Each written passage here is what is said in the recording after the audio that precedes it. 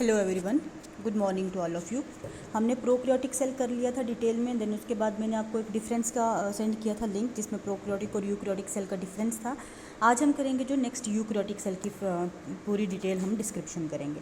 ठीक है, तो यूक्रियोटिक सेल की बात करें, जैसे आपने डिफरेंस में देखा था प्रोक्रियोटिक सेल प्रिमिटिव होते हैं, तो यूक्रियोटिक सेल हमारे पास क्या होते हैं, एडवांस्ड होते हैं। ठीक है, हमारे पास यूक्रियोटिक सेल एडवांस्ड होते हैं और कम्प्लेक्स होते हैं। प्रोक्रियोटिक सिंपल होते हैं, ये हमारे पास कम्प्लेक्स होते हैं। ठीक है, देन उसके बाद अगर जो प्रोक्रियोटिक सेल की बात करें तो इनको डबल मेम्ब्रेन सिस्टम भी बोला जाता है। अब डबल मेम्ब्रेन सिस्टम क्यों बोला जाता है, क्योंकि यूकैरियोट्स में जो है डबल मेम्ब्रेन प्रेजेंट होती है। जैसे ये डायग्राम में देख लो, बाहर वाली सेल वॉल है, अंदर वाली जो है सेल मेम्ब्रेन है। ठीक है, तो इनको हम डबल मेम्ब्रेन सिस्टम भी बोलते हैं। कम्प्लेक्स होते हैं, एडवांस्ड होते हैं। ठीक है, देन उसके बाद अगर इनकी बात करें, ये देखो पूरा जो सेंट्रल में साइटोप्लाज्मिक कंटेंट है, वेल डेवलप्ड न्यूक्लियस है। ठीक है, देन उसके बाद वेल डेवलप्ड सारी की सारी सेल ऑर्गेनेलीज प्रेजेंट है। जैसे ये देखो, ये ऑर्गेनेली है, ये ऑर्गेनेली, ये डिफरेंट ऑर्गेनेलीज जो हैं well developed cell organelles present होती हैं। देन उसके बाद अगर हम बात करें कि यूकैरियोट्स में आता कौन कौन है, हमारे पास प्रोटिस्टा आता है, फंजाई आएगा, प्लांट्स आएंगे और हमारे पास एनिमल्स आएंगे। ठीक है, protista, kingdom fungi, kingdom plants and kingdom Animalia. ठीक है, आपने बॉटनी में किया होगा 5 किंगडम सिस्टम, आपने तो आराम से किया। मोनेरा 5 किंगडम सिस्टम की अगर बात करूँ मैंने, आपने जो बॉटनी में किया हुआ है, किंगडम मोनेरा है, देन प्रोटिस्टा है, देन उसके बाद फंजाई है, प्लांटे और एनिमलिया है। ठीक है, 5 किंगडम सिस्टम। एक किंगडम जो है प्रोक्रियोट्स में आएगा, मोनेरा। उसके आगे जो भी हैं सारे के सारे किस में आते हैं, यूक्रियोट्स में आते हैं। ठीक है, तो ये हमने करना है। देन उसके बाद अब थोड़ा सा आप डायग्राम से देख लो, जैसे मैंने बोला ना कि प्लांट्स एंड एनिमल्स। अब प्लांट सेल और एनिमल सेल में डिफरेंस है, वो डिफरेंस पहले मैं बताती हूँ। ये देखो हमारे पास क्या है, एक प्लांट सेल है। ठीक है, प्लांट सेल में सेल वॉल प्रेजेंट है बाहर। जो ये सबसे फर्स्ट वाली लेयर है, एक सेकेंड जो, हाँ, ये जो फर्स्ट लेयर है इसको बोलते हैं सेल वॉल। और सेल वॉल की वजह से ये जो सेल है प्लांट्स में, ये एक रिजिड, इनकी एक पर्टिकुलर शेप बन जाती है, पूरा रिजिड होता है। ठीक है, तो बाहर वाली सेल वॉल। अब सेल वॉल किसकी बनी होती है, ये आगे मैं इसकी जब डिस्क्रिप्शन बताऊंगी, वो अभी जस्ट आप देख लो कौन कौन सी मेम्ब्रेन है। ठीक है, देखो सेल वॉल है, देन उसके बाद प्लाज्मा मेम्ब्रेन या सेल मेम्ब्रेन बोलते हैं। ठीक है, तभी इसी के बेसिस पे बोलते हैं ना डबल मेम्ब्रेन सिस्टम। बाहर वाली सेल वॉल, उसके अंदर सेल मेम्ब्रेन, उसके अंदर फिर हमारे पास क्या आएगा, ये सारा जो मटेरियल है साइटोप्लाज्मिक कंटेंट। साइटोप्लाज्मिक कंटेंट में अब क्या है, सारी की सारी सेल ऑर्गेनेलीज देखो, एंडोप्लाज्मिक रेटिक्यूलम है, ये डीएनए है, न्यूक्लियस के अंदर डीएनए प्लस प्रोटीन है, न्यूक्लियर एनवेल्प है। ठीक है, राइबोसोम्स हैं, गोल्गी बॉडीज़ हैं, माइटोकॉन्ड्रिया, पेरोक्सिसोम्स हैं। ठीक है, ये फिलामेंट्स हैं, क्लोरोप्लास्ट। अब ये जो चीज़ है ना, क्लोरोप्लास्ट स्पेशल फीचर होता है प्लांट्स का। एनिमल सेल में क्लोरोप्लास्ट नहीं होता। क्लोरोप्लास्ट की वजह से प्लांट्स जो हैं ग्रीन कलर के होते हैं और फोटोसिंथेसिस शो करते हैं। ठीक है, तो क्लोरोप्लास्ट किसका फीचर है, प्लांट्स का, और सेल वॉल फीचर है प्लांट्स का। ये दो चीज़ें एनिमल्स में नहीं होती, बाकी सारी की, हाँ, वैक्यूल जो है, ये जो वैक्यूल है ये भी सिर्फ प्लांट सेल में होता है, एनिमल में नहीं होता।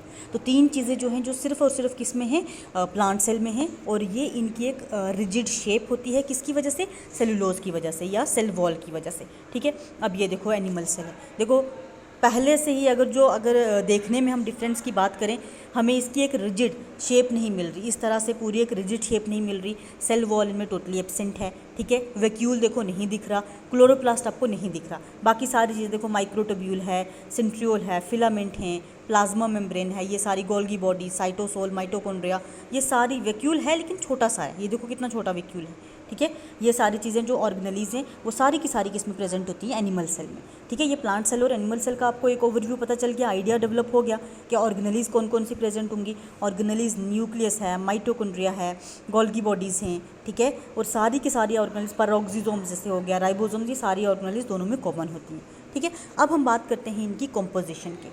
अब देखो कॉम्पोजिशन की अगर हम बात करें, जो सेल वॉल है, फीचर मैंने आपको बताई है किसका, प्लांट्स का मेनली फीचर है, प्लांट्स और फंजाई में। एक हमारे पास किंगडम फंजाई में सेल वॉल देखने को मिलती है, दूसरी हमारे पास किसको मिलती है, प्लांट्स में। ठीक है, अब अगर कंपोजिशन की बात करें ना, जो फंजाई में है ये बनती है किससे, काइटिन से। देखो ये क्वेश्चन बहुत इंपॉर्टेंट है। ठीक है, ये क्वेश्चन कई बार पूछा गया है कि composition of cell wall in fungi, तो ये काइटिन होता है। और प्लांट्स की अगर बात करें तो प्लांट्स की सेल वॉल बनती है सेलुलोज से। अब ये सेलुलोज क्या है, ये हमारे पास एक पॉलीसेक्राइड है, कार्बोहाइड्रेट में पॉलीसेक्राइड है। कार्बोहाइड्रेट्स का आपको अलग से यूनिट है, उसमें पूरी डिटेल पता चल जाएगी, पॉलीसेक्राइड क्या होते हैं, मोनो क्या होते हैं, डाइसेक्राइड्स क्या होते हैं। अभी आप सिर्फ नाम याद रखो। प्लांट्स की सेल वॉल बनती है सेलुलोज से, फंजाई की सेल वॉल बनती है काइटिन से, और मैंने आपको बैक्टीरियल सेल वॉल भी करवाई थी। बैक्टीरिया की सेल वॉल की कंपोजिशन आपको याद रखनी है, जिसमें वो था म्यूरामिक एसिड और glutamic acid, N acetyl muramic acid, N acetyl glutamic acid. ये चीज़ आपको याद रखनी है। बैक्टीरिया, काइटिन और सेलुलोज किसकी है, प्लांट्स की। अब कभी कभार ना आपके माइंड में आता है कि फंजाई भी ग्रीन कलर की होती है, ये भी ग्रीन कलर के होते हैं, काइटिन और सेलुलोज में क्या डिफरेंस आता है। देखो ये चीज़ मैं आपको बता दूँ, जो काइटिन है मॉडिफाइड फॉर्म है किसकी, सेलुलोज की। नाइट्रोसेलुलोज, सेलुलोज के साथ नाइट्रोजन एटम अटैच हो जाता है, नाइट्रोजन कंपाउंड अटैच हो जाता है तो बन जाता है काइटिन। काइटिन को हम बोल सकते हैं नाइट्रोसेलुलोज। नीट में आपको ये क्वेश्चन पूछ सकते हैं, कंपोजिशन ऑफ काइटिन, तो नाइट्रोसेलुलोज, ठीक है। और काइटिन किसकी सेल वॉल होती है, फंजाई की होती है। ये चीज़ आपको हर हाल में याद रखनी है। प्लांट्स में सेलुलोज, फंजाई में काइटिन, बैक्टीरिया में म्यूकोपॉलीसेक्राइड या एन एसिटाइल म्यूरामिक और एन एसिटाइल ग्लूटामिक एसिड, ठीक है। सेल वॉल हो गया। और सेल वॉल की अगर बात करें, सेल के पूरे बाहर प्रेजेंट होती है, काम क्या होता है, प्रोटेक्शन वगैरह का, ठीक है। उसके बाद आ जाता है सेल मेम्ब्रेन और प्लाज्मा मेम्ब्रेन। इसकी कंपोजिशन की बात करें, कार्बोहाइड्रेट से बनेगी, प्रोटीन्स होंगी और लिपिड्स होंगी। ये तीन चीज़ों से मिलकर बनती है और सेमी परमिएबल नेचर की होती है। सेमी परमिएबल का मतलब सिलेक्टेड चीज़ों को पास होने देगी अंदर, बाकी सारी चीज़ों को पास नहीं होने देगी। प्लांट्स की बात करें तो ये सेकंड मेम्ब्रेन होती है, एनिमल्स में ये पहली मेम्ब्रेन यही होती है जो कवरिंग होती है, ठीक है। देन उसके बाद अगर हम बात करें साइटोप्लाज्मिक कंटेंट की, तो इसमें वेल डेवलप्ड न्यूक्लियस होगा।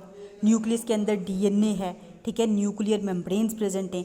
डीएनए डबल स्ट्रैंडेड भी हो सकता है, हेलिकल भी हो सकता है, सर्कुलर। हेलिकल का मतलब इस तरह का डीएनए होगा, सर्कुलर इस तरह का, लेकिन डबल स्ट्रैंडेड होगा, ठीक है। देन उसके बाद राइबोसोम्स की बात करें, राइबोसोम्स इनमें 80S होते हैं। अभी मैं आपको बताऊंगी 70S और 80S में डिफरेंस, ये एस था, सॉरी, ठीक है। और एक चीज़ मैंने आपको पूछी थी कि ये जो एस होता है, इस एस का क्या मतलब है, तो कुछ बच्चों ने बताया था, ये जो है मेजरिंग यूनिट हम कंसिडर करते हैं स्वेडबर्ग, ठीक है। अभी मैं बताऊंगी कि इसको मेजरिंग यूनिट स्वेडबर्ग हम क्यों कंसिडर करते हैं, ठीक है, आगे बताऊंगी। अभी इतना याद रखो, 80S राइबोसोम्स होते हैं यूकैरियोट्स में, और इनको क्या काम होता है, प्रोटीन्स की फॉर्मेशन करना। इनको हम प्रोटीन फैक्ट्रीज बोलते हैं, ठीक है। राइबोसोम्स की हमने डिटेल डिस्क्रिप्शन अलग से करनी है, ठीक है।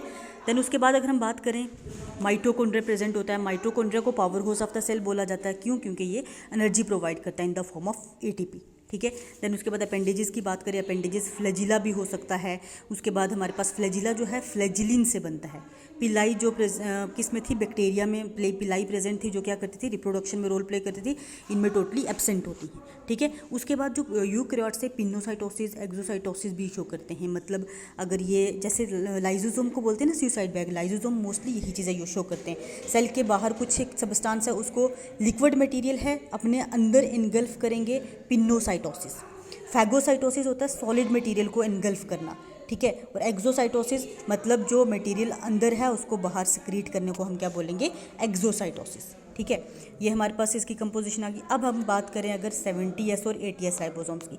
70S छोटा होता है, 80S थोड़ा बड़ा होता है, कम्प्लेक्स होता है। ऑब्वियसली प्रोकैरियोट में और यूकैरियोट में प्रेजेंट है। सेडिमेंटेशन रेट लो होता है, सेडिमेंटेशन रेट हाई होता है। अब आपको याद रखना है कि देखना है कि सेडिमेंटेशन रेट क्या होता है। देखो किया क्या जाता है, सेडिमेंटेशन की जाती है सेंट्रीफ्यूगेशन, मतलब पार्टिकल को एक टेस्ट ट्यूब में लेके मिक्स करके इनको काफ़ी हिलाया जाता है, और फिर देखा जाता है इन पार्टिकल्स माइक्रोस्कोपिक पार्टिकल्स हैं, इनको डिफ्रेंशिएट किया जाता है on the basis of their density, on the basis of their size, on the basis of their movement, ठीक है। इसके बेसिस पे इनको सेपरेट किया जाता है और फिर इनको डिस्टिंग्विश किया जाता है। तो सेडिमेंटेशन रेट 70S का कम है, 80S का ज़्यादा है। इसी के बेसिस पे इनको क्या किया गया है, डिफ्रेंशिएट किया गया। और सेडिमेंटेशन की वजह से ही क्या है, इनका मेजरिंग यूनिट माना जाता है स्वेडबर्ग। स्वेडबर्ग हमारे पास एक साइंटिस्ट था जिसने ये सेडिमेंटेशन रेट को मेज़र किया था, उसी को ऑनर देने के लिए उसका मेजरिंग यूनिट हम यूज़ करते हैं स्वेडबर्ग, ठीक है।